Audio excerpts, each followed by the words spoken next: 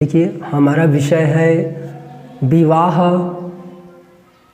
परमेश्वर की इच्छा के अनुसार करना। विवाह नहीं करना है ऐसा 10 कारण या कुछ कारण देखेंगे हम। विवाह नहीं करना है उसके कारण क्या देखकर, किसको देखकर विवाह नहीं करना है, 10 कारण। और परमेश्वर की इच्छा के अनुसार विवाह करना चाहिए, तो हम देखेंगे उस विषय। हमारा विषय है परमेश्वर की इच्छा के अनुसार विवाह। पहला कुरिन्थियों 1 अध्याय 25 पद में ऐसा लिखा है। पहला कुरिन्थियों 1 अध्याय 25 पद मैं पढ़ता हूँ। क्योंकि परमेश्वर की मूर्खता मनुष्य के ज्ञान से ज्ञानवान है, और परमेश्वर की निर्बलता मनुष्य के बल से बहुत बलवान है। क्या कहता है परमेश्वर का वचन? क्योंकि परमेश्वर की मूर्खता मनुष्य के ज्ञान से ज्ञानवान है, और परमेश्वर की निर्बलता मनुष्य के बल से बहुत बलवान है। हालेलुया। यहाँ वचन कहता है क्योंकि परमेश्वर की मूर्खता मनुष्य के ज्ञान से ज्ञानवान है। यानी ये वचन ऐसा कहता है कि मसीह में जो कुछ है, जो कुछ मसीह में जो कोई है, वो जो संसार में है उससे ज्ञानवान है। मतलब मसीह में कोई पढ़ा लिखा नहीं है, ज्ञानवान नहीं है, धनवान नहीं है, कुछ ऐसा क्वालिटी नहीं है उसमें जो मसीही में है, यानी यीशु मसीह पर विश्वास करते हैं और प्रभु में पाया जाता है। ऐसा लोग है। और जो संसार में ज्ञानवान है तो उससे अधिक वो ज्ञानवान है जो मसीह में है, और न संसार में है उससे अधिक ज्ञानवान वो जो मसीह में ज्ञान नहीं रखता, वो ज्ञानवान है, कहता परमेश्वर। ये वचन ऐसा कहता है कि जो मसीह में हैं उन ज्ञानवान नहीं हैं, लेकिन जो संसार में है ज्ञानवान है, उससे ज्ञानवान मसीह में है, वो ज्ञानवान है। तो हमें विश्वासी भाई बहन जो है उसी को शादी करना है। विवाह केवल विश्वासी में, पौलुस कहता है विवाह पवित्र माना जाए और केवल विश्वासियों के साथ ही रिश्ता करें। जैसे कि अब्राहम ने अपने बेटे इसहाक के लिए एक विश्वासनी स्त्री को ही कहा। तो बाइबल हमें बताता है कि अन्य जाति, ठीक है। एक और वचन है 2 कुरिन्थियों 6 अध्याय 14 और 15 पद। अविश्वासियों के साथ आपस में जुए में न जूतो, क्योंकि धार्मिकता और अधर्म का क्या मेलजोल, ज्योति और अंधकार की क्या संगति। हम मसीह का है, बलियाल के साथ क्या लगाओ, क्या विश्वासी के साथ अविश्वासी का नाता क्या नाता है, ठीक है। यहाँ परमेश्वर का वचन कहता है अविश्वासी और विश्वासी के साथ क्या नाता, ज्योति अंधकार से क्या मेलजोल। यहाँ एक वचन कहता है कि हम मसीह में हैं, मसीही में रहें, विश्वासी ही भाई बहन से विवाह करना है। विश्वासी ही से जो मसीह में है उसी से जो विश्वास करते प्रभु पर, वो विश्वासिनी को ही शादी करें, विश्वासी को ही शादी करें, अविश्वासी को नहीं। कहे नहीं, मैं विश्वास करता हूँ प्रभु पर और जो नहीं करता उसको मैं प्रभु में ले आऊँगा। नहीं, हम जानबूझकर ऐसा करोगे तो लाना मुश्किल है। समस्या में आप पड़ोगे और परमेश्वर से प्रार्थना कराओगे और पास्टर के पास आकर हाथ रख दो, मेरे लिए प्रार्थना करो, मेरे पति के लिए, पत्नी के लिए। ऐसा मैरिज चलता है। फिर मेरा पति नहीं सुधर रहा है, वो नशा कर रहा है, वो दारू पी रहा है, और लोग अपने हिसाब से चुनाव करते हैं। और समस्या आता है तो पास्टर जी हाथ रख दो, प्रार्थना कर दो। तो बाइबल हमें स्पष्ट रूप से कहता है कि अविश्वासी और विश्वासी के साथ क्या नाता, ज्योति और अंधकार की क्या संगति। तो बाइबल हमें साफ साफ कहता है कि कोई भी स्त्री पुरुष, कोई भी विश्वासी, एक विश्वासी स्त्री एक पुरुष से ही विवाह करे। बाइबल हमें बताती है अन्य जाति में ना करें, जो परमेश्वर को नहीं जानती वहाँ नहीं करें। ये हमारे लिए भला है और ये परमेश्वर की इच्छा भी है। हालेलुया। तो पहला कुरिन्थी 1 अध्याय 25 पद हम देखे हैं कि मसीह में जो कोई है ज्ञानवान नहीं है, धनवान नहीं है, ज़्यादा चमक नहीं है, ज़्यादा धन नहीं है, ज़्यादा संपत्ति नहीं है, जो कुछ नहीं है तो भी ठीक है। जब परमेश्वर की इच्छा कहता है कि हाँ ठीक है तो भी ठीक है, वो अच्छा है। लेकिन संसार के ज्ञानवान है, बुद्धि है, धन है, संपत्ति है, तो भी वो मूर्ख है। बाइबल कहता है जो मसीह में है और जो संसार के समान ज्ञान और धन नहीं रखता तो भी वो बलवान था और ज्ञानवान है, कहता है। परमेश्वर का वचन ऐसा कहता है। तो हमें परमेश्वर की इच्छा देखना है। परमेश्वर की इच्छा है क्या? हालेलुया। परमेश्वर की इच्छा को देखना है। 10 कारण विवाह ना करें, उसके 10 कारण को हम देखेंगे। विवाह ना करें उसका 10 कारण, ठीक है। पहला कारण हमें विवाह नहीं करना चाहिए इस विषय में, गलत अभिलाषाओं में होकर विवाह ना करें। रूप देखकर विवाह ना करें। गलत अभिलाषा के अनुसार विवाह ना करें, पहला कारण। और दूसरा कारण, क्योंकि पहला कारण है उत्पत्ति 3 अध्याय 6 पद में ऐसा लिखा है कि एक बार, ठीक है, पहला स्त्री ने बाइबल में हव्वा, ठीक है, मैं पढ़ता हूँ। पहला स्त्री हव्वा ने उत्पत्ति 3 अध्याय 6 पद में ऐसा लिखा है, जब स्त्री ने देखा कि उस वृक्ष का फल खाने के लिए अच्छा और देखने में मनभावना और बुद्धि देने के लिए चाहने योग्य है, तब उसने उसे तोड़कर खाया और अपने पति को भी दिया। यही है जो पाप, क्या? देखा, मनभावना है, अच्छा है, बुद्धि देने में चाहने योग्य है।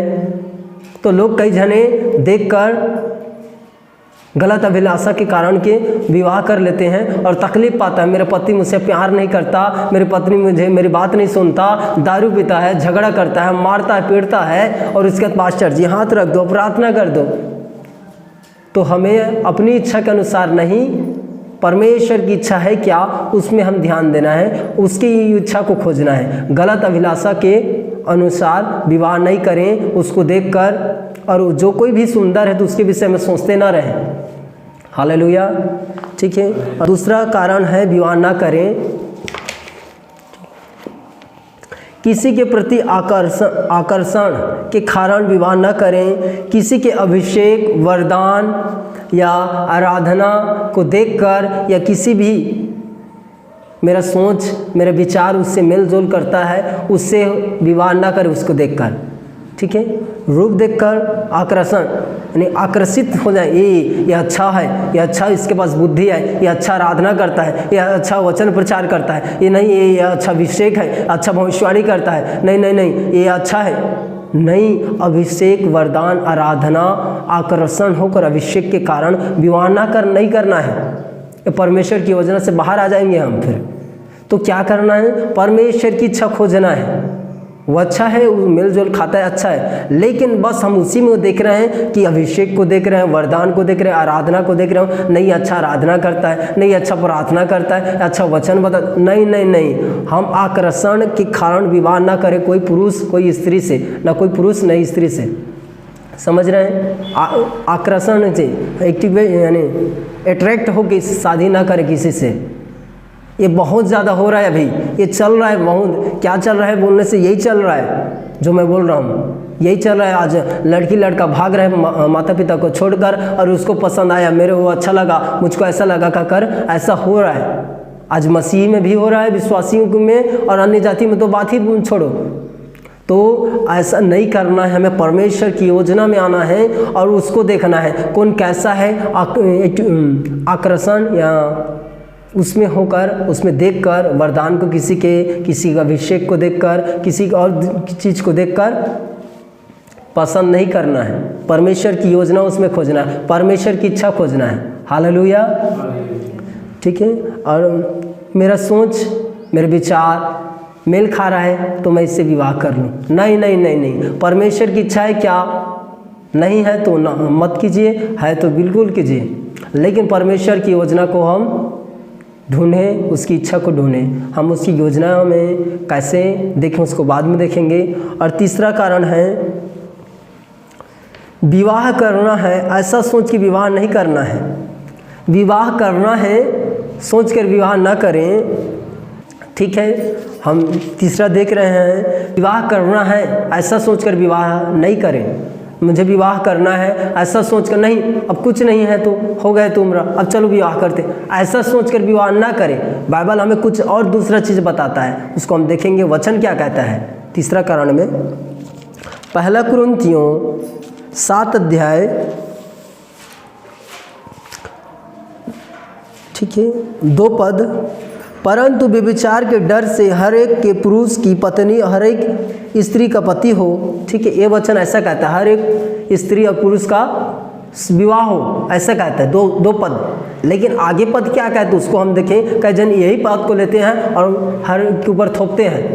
ठीक है, आगे वचन कहता है 25 पद, कुमारियों के विषय में प्रभु की कोई आज्ञा मुझे नहीं मिला, परंतु विश्वास योग्य होने के लिए जैसे दया प्रभु ने मुझ पर की है उसी के अनुसार सम्मति देता हूँ। मेरे समझ में यह अच्छा है कि आजकल कलेश के कारण मनुष्य जैसा है वैसा ही रहे।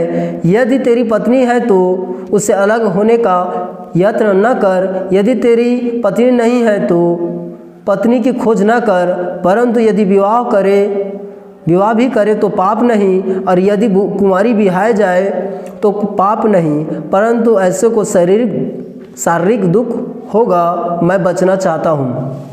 यहाँ वचन क्या कहता है कि विवाह के लिए खोज ना करें, और विवाह करना कोई गलत नहीं है, लेकिन विवाह करने के लिए खोज नहीं है। आगे में और कहता है, पौलुस विवाह के विषय में कहता है विश्वासी जो विवाह नहीं करता प्रभु के काम के लिए ज़्यादा ध्यान देता है और उसके काम में ज़्यादा लगा रहता है, लेकिन जो विवाह कर लेता है तो आधा संसार में जाता है और थोड़ा बहुत प्रभु में ध्यान जाता है।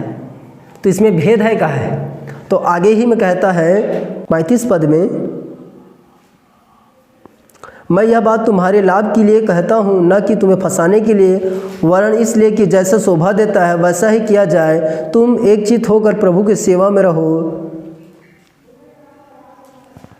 ठीक है, प्रभु यहाँ पौलुस यहाँ कहना चाह रहा है कि जिसको जैसा वरदान मिला है वैसा करे।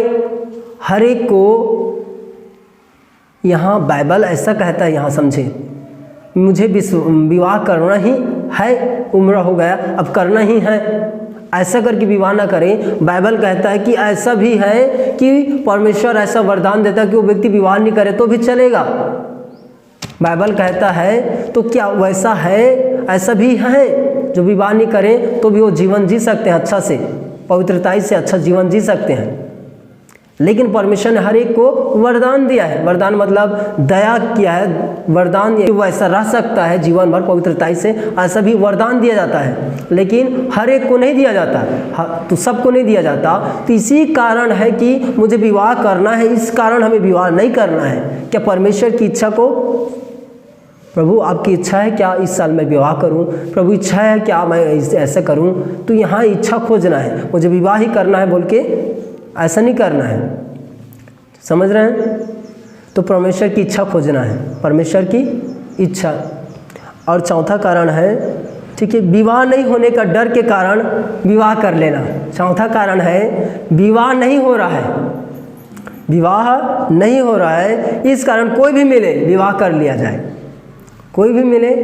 विवाह नहीं होने का डर के कारण कोई भी मिले विवाह कर लेना सही नहीं है।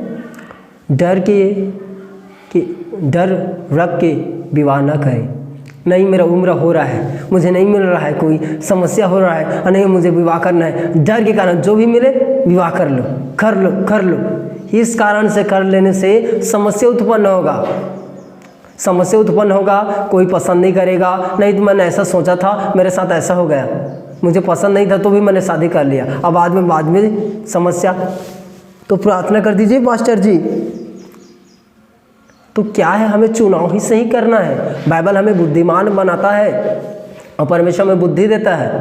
तो क्या कारण है, ऐसा विवाह नहीं करना है डर के कारण। डर सर मेरा उम्र हो रहा है, मुझे लड़की नहीं मिल रहा है, जो भी मिले उन्हें शादी कर लूँ, ऐसा करके विवाह नहीं करना है किसी को। कोई महिला हो, कोई पुरुष हो, कोई स्त्री हो, किसी को नहीं करना है ऐसा डर में। नहीं मुझे तो मेरा उम्र हो गया, तब मुझे शादी नहीं हो रहा है, तो मैं किसी को मिले मैं विवाह कर लूँगा। इस विषय में ऐसा सोच कर नहीं करना है। परमेश्वर की इच्छा है क्या, आपकी आत्मा अगुवाई कर रहा है, क्या आपको इच्छा लग रहा है, क्या परमेश्वर की इच्छा है तब करें। ठीक है। पांचवा कारण है विवाह ना करें। ठीक है, क्योंकि परमेश्वर हर एक के लिए पत्नी रखा है, हर एक के लिए पति रखा है। बाइबल कहता है हर एक के लिए, परमेश्वर हर एक के लिए पसली बना कर रखा है। तो धीरज धरें, डरे ना, मेरा उम्र हो रहा है, कोई बात नहीं। देखें बहुत जने हैं जो बड़े बड़े महान दास है जो 40 साल में 50 साल में विवाह किए, आज बहुत स्वर्ग जीवन जी रहे हैं। तो डरिए ना, धीरज रखिए, प्रार्थना कीजिए और ढूंढे प्रभु की इच्छा के अनुसार। हालेलुया। केवल प्रार्थना करने ना, ढूंढे भी। बाइबल में लिखा है प्रार्थना करो और ढूंढो कहाँ है। कई ने प्रार्थना किया है और मुझे नहीं मिला, मेरे बेटी की शादी अभी भी नहीं हुआ है, क्या आपने ढूंढा है? परमेश्वर का वचन कहता है मांगो तो तुम्हें दिया जाएगा। तो मांगे हो तो उसके बाद लिखा भी है ढूंढोगे, तो ढूंढना भी है। हालेलुया। अब 5वां कारण है विवाह ना करें। ठीक है, दबाव के साथ विवाह ना करें। ठीक है, दबाव के साथ विवाह ना करें।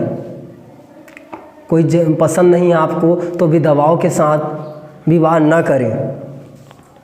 ठीक है, बिना इच्छा के किसी के दूसरे के दबाव में आकर, ज़बरदस्ती किसी के दबाव में आकर विवाह ना करें। किसी के दबाव में आकर अपने बेटे बेटियों का विवाह ना करें, ना खुद पसंद करें। परमेश्वर की इच्छा खोजें कि प्रभु की इच्छा है क्या, दबाव में आकर ना करें। हालेलुया। और ठीक है, 6वां परिवार की इच्छा है इसलिए मैं विवाह किया। मेरे घर आने वाले ने पसंद कर लिया इसलिए मैंने विवाह कर लिया और मेरे साथ ऐसा तकलीफ हो रहा है, इसके कारण से मैंने विवाह किया हूँ। इसने मेरे पापा ने मेरे जीवन को बर्बाद कर दिया, इसने बर्बाद कर दिया। ऐसा ना होने पाए।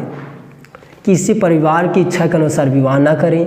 कोई परिवार कहता है मुझे पसंद है यही बहू होगा, यही मेरा दामाद होगा, ना ना ना, आपकी इच्छा है क्या, परमेश्वर की इच्छा है क्या उसमें, तो बिल्कुल कीजिए। अब परिवार की इच्छा के अनुसार ना कीजिए। नहीं नहीं नहीं, वो चला गया सिस्टम। प्रभु में अब परमेश्वर की इच्छा के अनुसार करेंगे तो हमारा जीवन स्वर्ग रहेगा, स्वर्ग। तो क्या करना है, परिवार की इच्छा, मेरे माता, मेरे पिता, मेरा भाई, मैं इसका उसका पसंद है तो मैंने कर लिया। अब मैं इसमें इतना दुख पा रहा हूँ, तुम्हारे ही कारण है, मेरा जीवन ऐसा हो गया है। कहाँ मुझे दे दिए हो, कहाँ मेरे साथ क्या मैं पा गया हूँ। ऐसा नौबत ना आने से पहले परमेश्वर की इच्छा और आपकी इच्छा होना चाहिए। आपकी इच्छा हो या ना हो, लेकिन परमेश्वर की इच्छा होना चाहिए उसमें। हालेलुया। तो 7वां कारण हम देख रहे हैं, कारण रुपए को देखकर लोभ में शादी ना करें। रुपए धन दौलत को देखकर लोभ में शादी ना करें। ये मुझे दहेज मिलेगा, बहुत सारा पैसा मिलेगा, ये मिलेगा, वो मिलेगा, ये मिलेगा, विवाह कर लो। इस विषय में विवाह नहीं करना है। लोभ को देकर नहीं, वो धनवान है, उसके पास 4 एकड़ ज़मीन है, उसके बाद 20 एकड़ ज़मीन है, उसके बाद ट्रैक्टर है, उसके बाद घर है, ऐसा देखकर विवाह ना करें। धन को देखकर लोभ में विवाह ना करें। नहीं, वो एक बेटी है उनका, जितना उनका पापा का ज़मीन है वो सब आपको हो जाएगा, कर लो। ना ना ना ना ना, ऐसा नहीं करना है। हमें परमेश्वर की इच्छा के अनुसार करना है। लोभ में देखकर, धन देखकर विवाह नहीं करना है। हालेलुया। आप समझ रहे हैं? तो ये विषय में हम सब, इस विषय में हम जान जाएंगे। ये सब है, इसमें हम परहेज करेंगे और इसमें वास्तविकता परमेश्वर के योजना को ढूंढेंगे तो हमारा जीवन स्वर्ग रहेगा। और कुछ कारण है। ठीक है, 8वां समस्या को देखकर विवाह न करें। मेरा समस्या है, मेरा ऐसा समस्या है, समस्या यानी तकलीफ को, दुख को, अपने दुख को देखकर ऐसा विवाह करूँगा तो समस्या मेरा ठीक हो जाएगा, अच्छा हो जाएगा। समस्या को देखकर विवाह ना करें कि नहीं मुझे तो घर में कोई नहीं है, अब ऐसा है कोई भी मिले हो जाए विवाह, ऐसा ज़रूरी है विवाह करना। समस्या घर में कोई नहीं है, खाना पकाने के लिए कोई नहीं है, ऐसा करने के लिए कोई नहीं है, मेरे घर में अकेला हूँ मैं, ऐसा कर बोलता है कई जने। नहीं, मुझे ज़रूरी है, मुझे विवाह करना है बोल के नहीं करना है, और ज़रूरत से समस्या है बोल के नहीं करना है। क्या परमेश्वर ने कहा है आपको? नहीं कहा है तो ना कीजिए, और कहा है तो कीजिए। तो समस्या को देखकर, अपनी समस्या को देखकर विवाह न करें। परमेश्वर की इच्छा है क्या बोल के उसके देखकर विवाह करें। हालेलुया। 9वां कारण विवाह न करें। ठीक है, दया करके विवाह न करें। किसी की समस्या को देखकर किसी को ऊपर दया तरस खाकर विवाह न करें। नहीं नहीं नहीं, मुझे ये बहुत तकलीफ़ आ रहा है, इसका दुर्दशा को देखकर, इसके तकलीफ़ को देखकर मुझे, कई जने ऐसा भी हैं लोग कि दूसरे के तकलीफ़ को देखकर विवाह कर लेते हैं।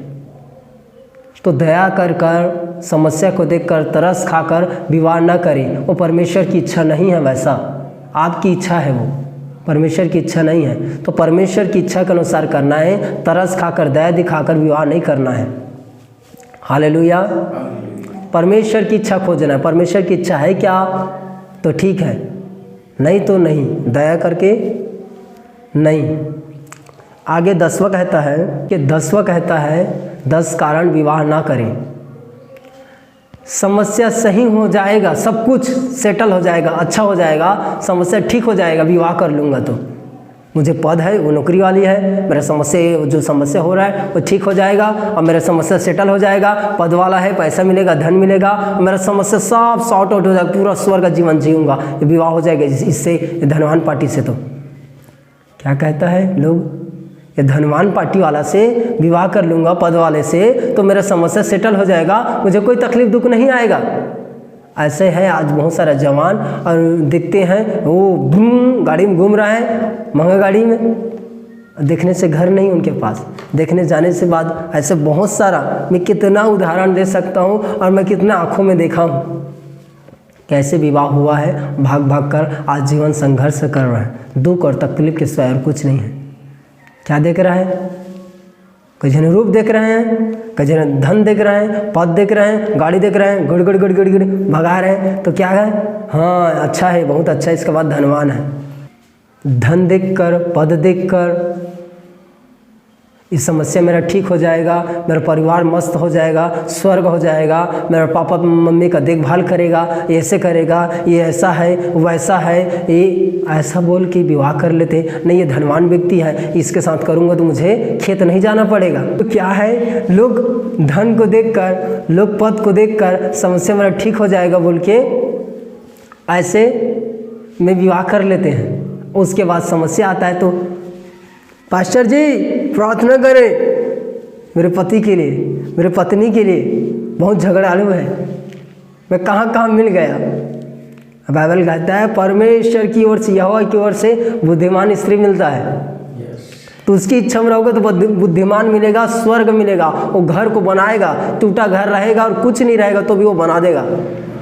वो कहाँ से छड़ आएगा पता नहीं मुझे, कहाँ से सीमेंट आएगा मुझे नहीं पता, कहाँ से सामान आएगा मुझे नहीं पता। बाइबल कहता है बुद्धिमान स्त्री अपने घर को बना देता है। अब बुद्धिमान स्त्री परमेश्वर की ओर से मिलता है।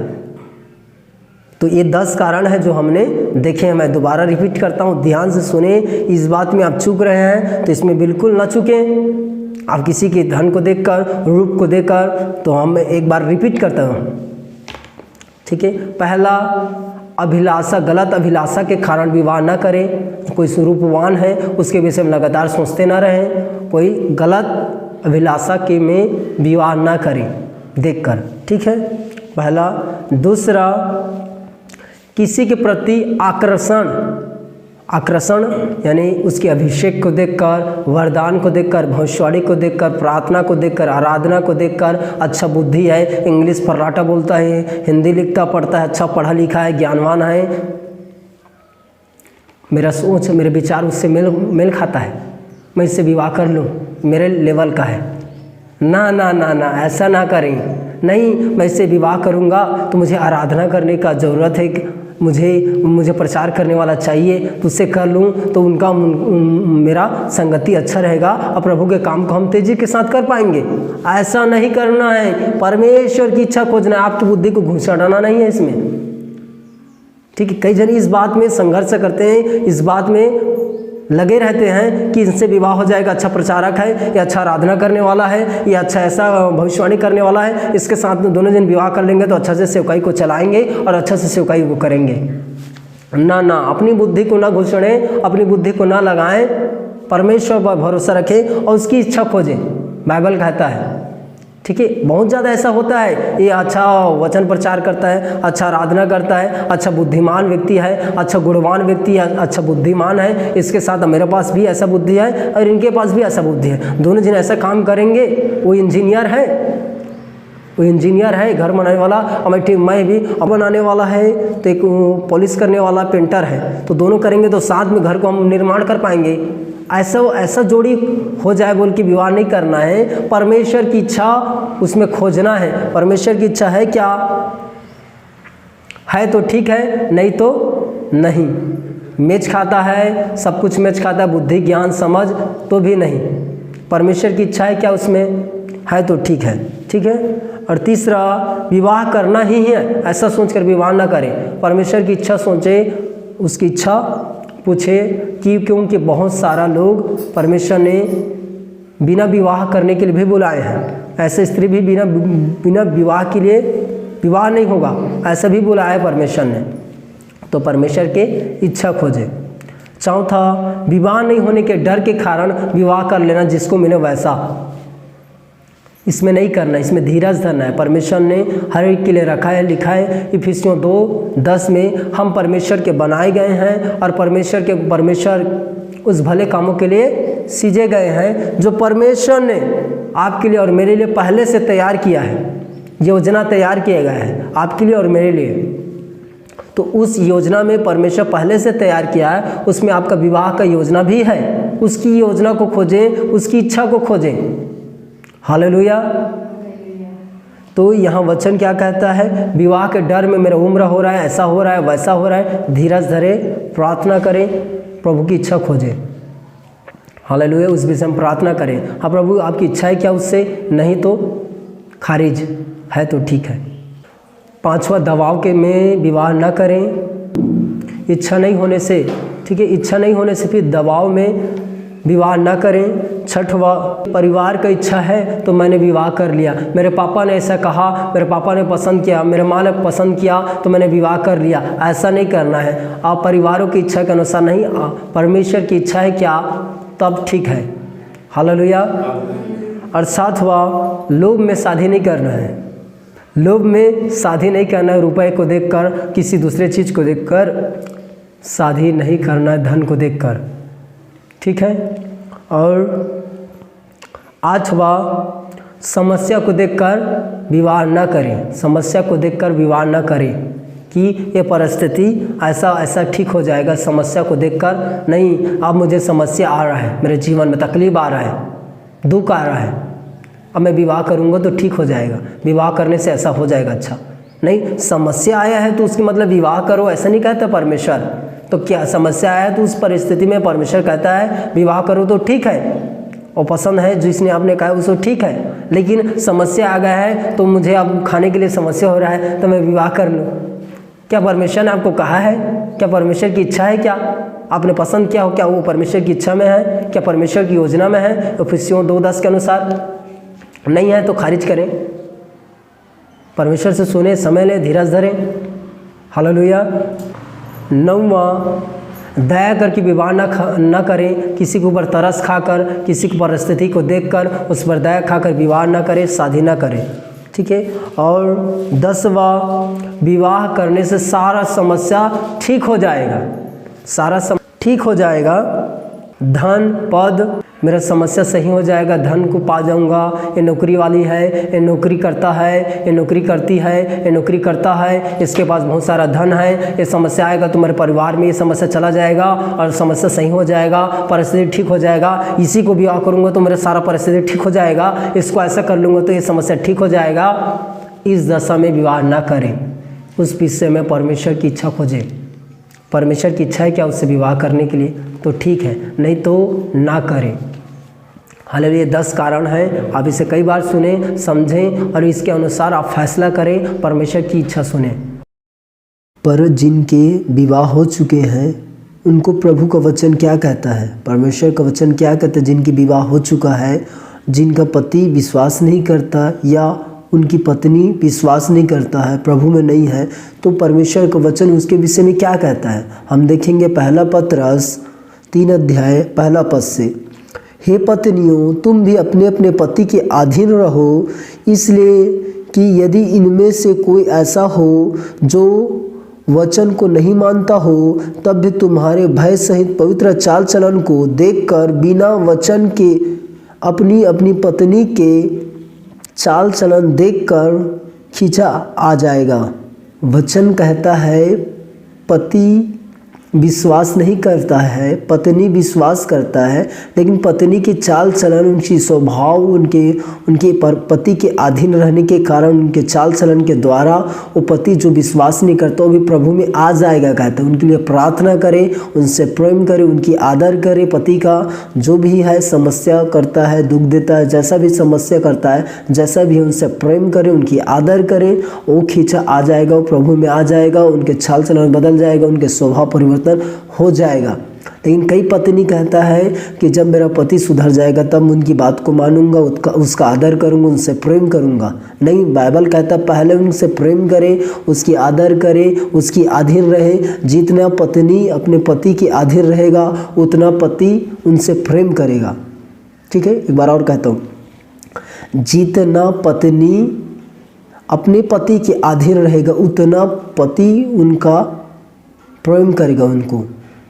ठीक है, और ये ऐसा है पति के लिए भी होता है, जितना अधिक पति पत्नी को प्रेम करेगा, जितना अधिक पति पत्नी को प्रेम करेगा उतना पत्नी पति का अधीन होगा। ठीक है, जितना अधिक पति अपनी पत्नी से प्रेम करेगा उतना अधीन उनका आज्ञा मानेगा, उससे अधीन रहेगा पत्नी। जब पति प्रेम करेगा तो नहीं, वो मेरी पत्नी है, वो मेरी बात को नहीं मानता है, मुझे ऐसा नहीं होता है, मेरे आदर नहीं करता, उनसे मैं प्रेम नहीं करूँगा। नहीं नहीं, बाइबल कहता पहले प्रेम करे और उससे अधीन में आ जाएगा, उसके चाल चलन, स्वभाव बदल जाएगा। तो प्रभु में कोई बात कठिन नहीं है, प्रार्थना और चाल चलन के द्वारा जीत जाएंगे। वचन कहता है बुराई से न हारो लेकिन भलाई से बुराई को जीत लो।